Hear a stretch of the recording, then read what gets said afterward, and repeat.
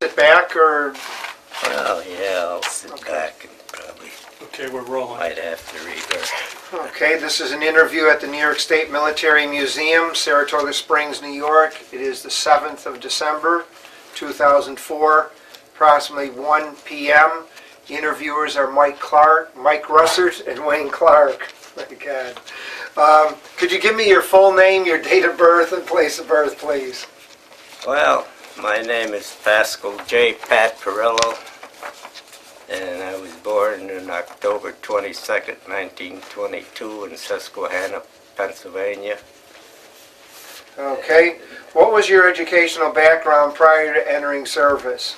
Well, I graduated from Susquehanna High School, 12th grade. When did you graduate? And I graduated in 1941. Okay. Do you remember where you were and your reaction when you heard about Pearl Harbor?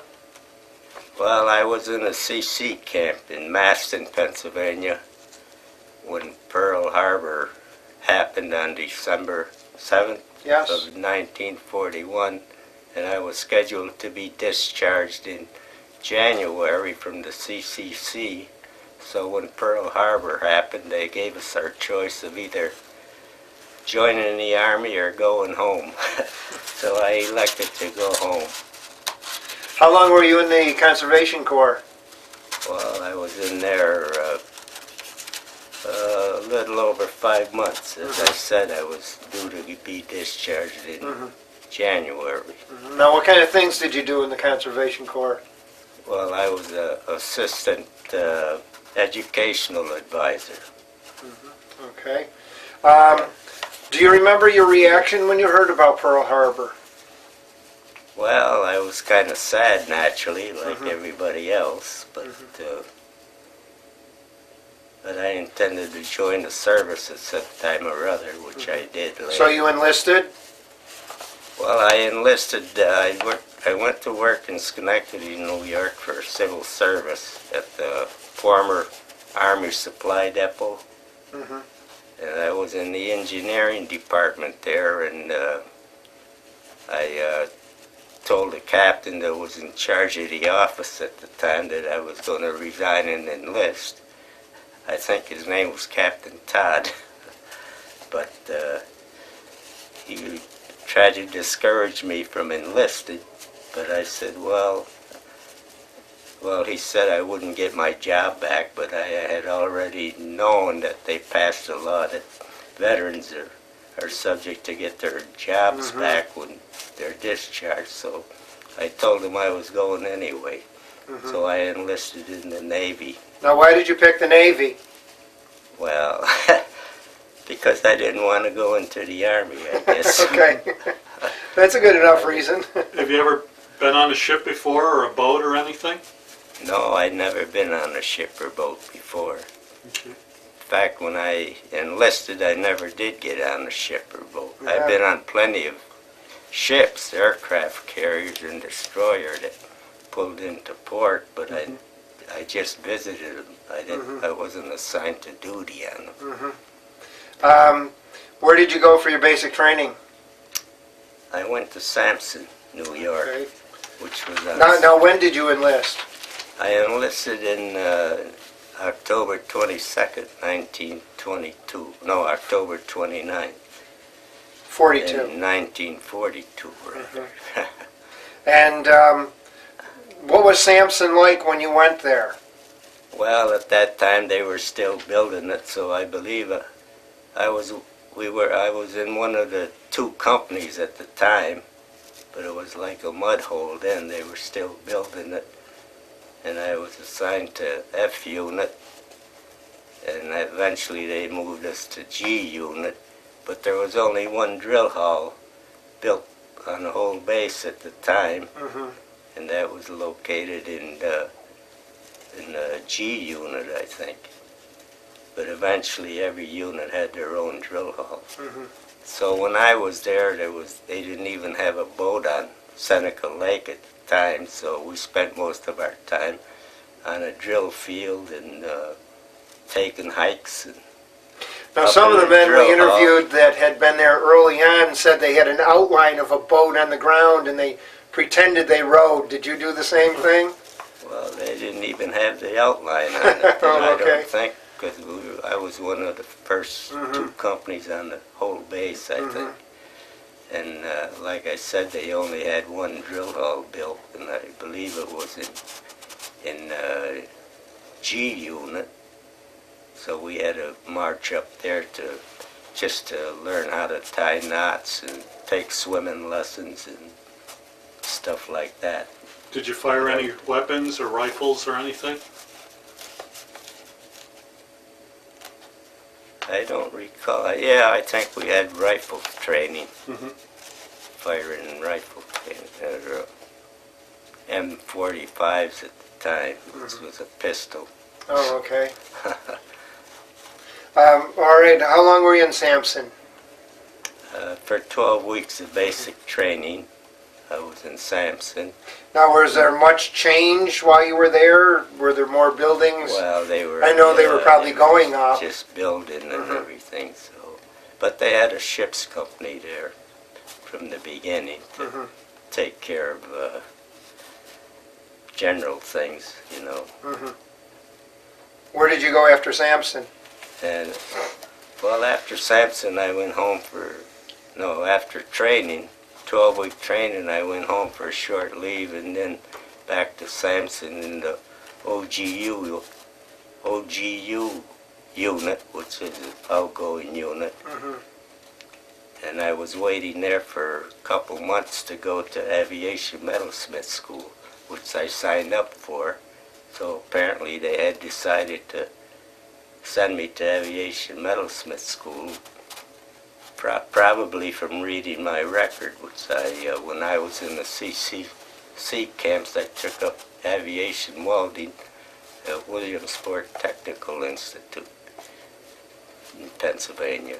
So they probably went according to my record and agreed to send me to Aviation Metalsmith School. Where did you go for that?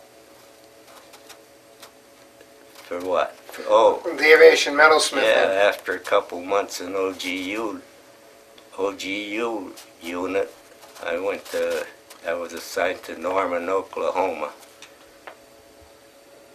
for Aviation Metalsmith School. Now, how long were you there? And I think I was there 6 months. Now, what were some of the things they taught you while you were there? Well, everything about planes, identification of airplanes, and riveting and welding and stuff like that. General aviation maintenance and repair. And they taught us blueprint reading and anything that involves aircraft maintenance. Now, did you learn to work on engines at all, or was it just repairing the metal? Well, it was just repairing the metal, the sheet metal, and Right. welding, frame welding and stuff like that. Riveting. Once you finished your schooling, did you use a lot of the welding, or was it mostly just patching bullet holes, that sort of thing? Yeah, I used the welding quite a bit and patching holes, but we didn't have too many bullet holes to patch there because we usually were assigned to aircraft maintenance, you know, to be shipped overseas. New planes flying in and maintaining them and preparing them for shipment overseas. Do you remember what type of airplanes they were? Yeah, one was a Corsair and a Mustang and a 4FU, which was a Wildcat. All the high-tech planes, huh? Well, at the time, yeah, all the high-tech planes. Fighters mostly, fighting craft, and PBYs, which was a Navy seaplane. Now, where did you go after you left Norman, Oklahoma? Well, after I left the Aviation Metalsmith School in Norman, I was assigned to Naval Air Station in San Diego, which is on North Island in San Diego Bay. Mm-hmm.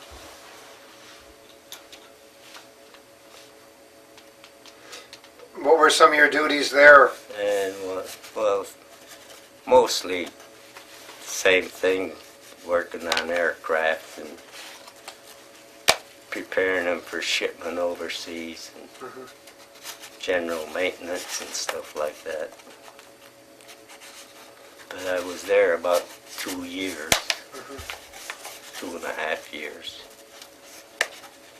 or a little over 2 years anyway. Mm-hmm. So basically your duties were to get planes ready to go overseas? Basically, yeah. Mm-hmm. Now what kind of things did you have to do with them to prepare them for that? Well, usually spray preservatives on them and repairing any damage that was done to them, such as riveting and welding, things like that. So, Were they wrapped with any kind of material to protect them from the salt air or water or anything, or just? yeah, they put a preservative on them to protect them from salt water. Uh-huh. I forget what the name of the preservative was, but it was kind of brownish color. Oh, was it cosmoline? Cosmoline, was that it? I think so, something like that. Okay. Anything that would prevent salt water damage. Okay. Okay, so you stayed there for 2.5 years. Approximately. Yeah. Did you get to go on leave into San Diego or any of the cities around? We went or? on leave a lot in San Diego. We had to take a ferry over from North Island where the Navy base was located. So we went to San Diego a lot. Did you see many USO shows?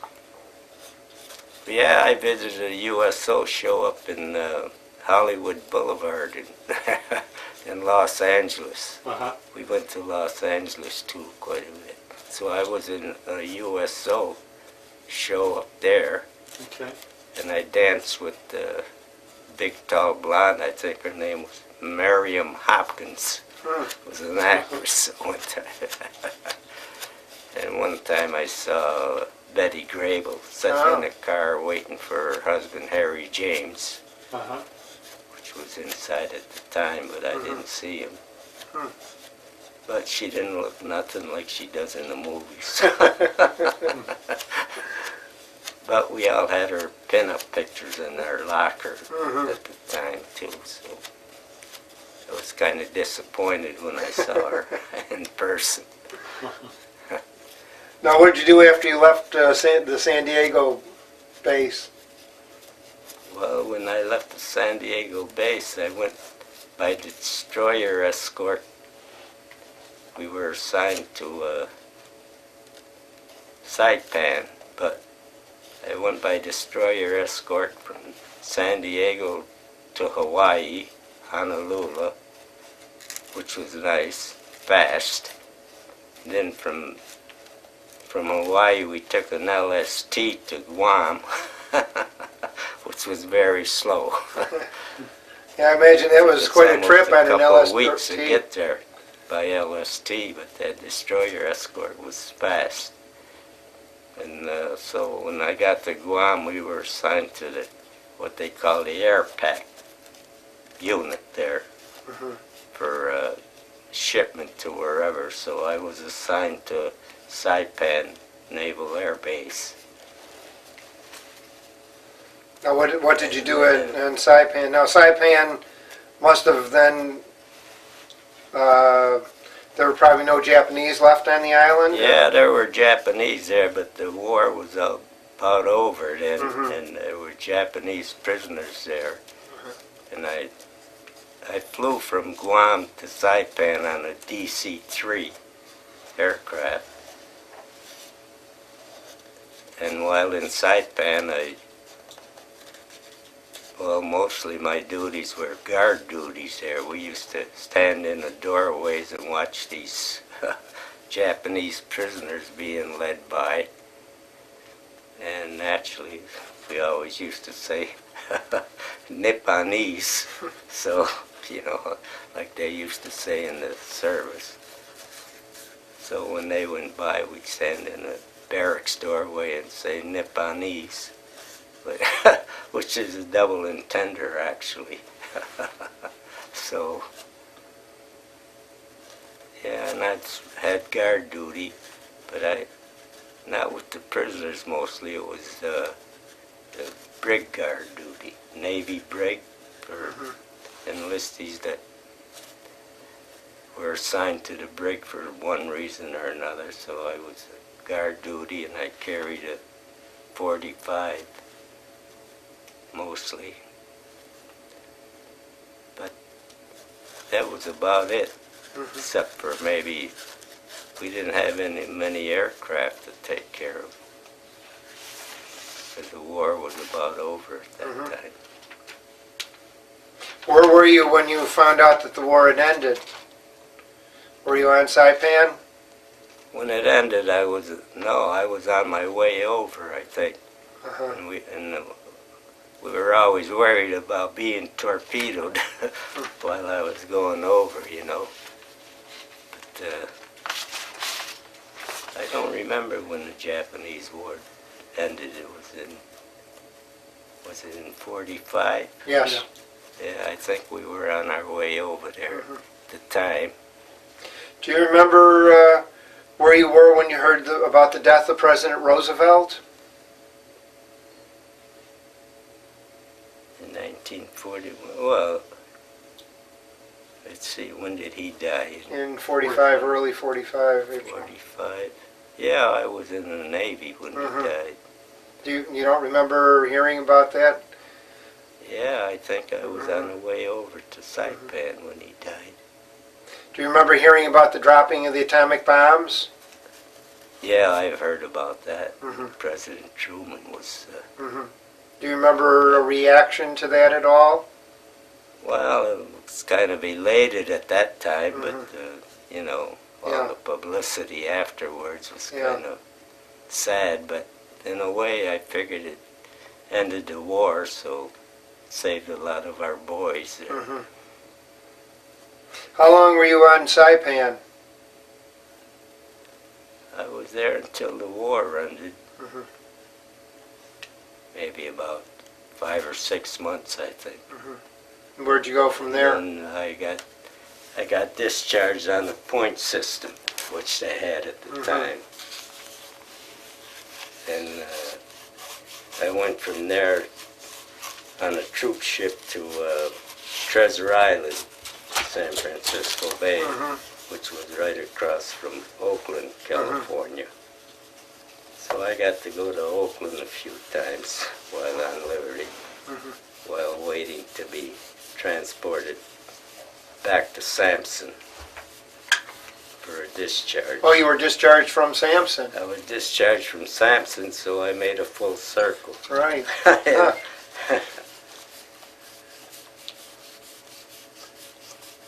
Well, I forgot to... You must have noticed quite a change in Sampson by the time you got back there then. Well, yeah, Sampson was going full blast at the time when I got back, and everything was orderly there. It was quite a change from the mud hole we had there at the time. So... after you discharged, did you make use of the GI Bill at all? No, I didn't make use of the GI Bill. I went back to my civil service job in Schenectady, New York, at the Army depot there. And but I didn't take advantage of the GI Bill for further education, which I'm probably sorry for now. Did you use it to buy a home or anything? Oh yeah, I bought a home on Westcott Road in Schenectady at one time there back in 19... So you went right back to work. You didn't use the 5220 club at all? That was $20 a week for 52 weeks? Yeah, I was getting the $20 a week for the 5220, Mm-hmm. and I held on to my GI life insurance, Mm-hmm. which I still have, Oh, really? but it's all paid up. Mhm. But after 20 years, it's Did you ever make use of join any veterans organizations at all? no, I didn't join any veterans organizations. Never have. Never have. Uh-huh. Did you stay in contact with anyone that was in service with you? No, I don't recall don't recall one name of any serviceman I was in, only the Max Schultz. Now, I see you wrote that down. He was from Buffalo. You never contacted him, or? No, I stopped in Buffalo once on vacation with my wife at the time, but I couldn't track him down, so I don't know. All I heard, he married one of the Marine girls that we used to go out on liberty with, that were also stationed in San Diego. But I heard he married one of them, the one he was going with out there. But other than that, I don't know. How did your time in the service, how do you think that had a change or an effect on your life? Do you think it did? Well, I think it had a good effect on my life. More or less, I'd say made a man out of me. Okay. If you hold these up, Wayne can focus on them. If you just hold it here, could you tell us where and when that photograph was taken? I think it says on the back. This was Maybe. taken at my home in Susquehanna, Pennsylvania, while I was on leave. Okay, got it. Okay. How about this one?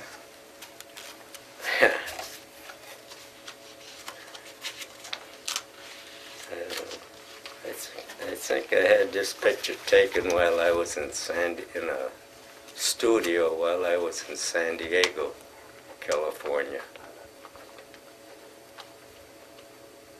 Okay, got it. Okay. All right. Well, thank you very much for your interview. Well,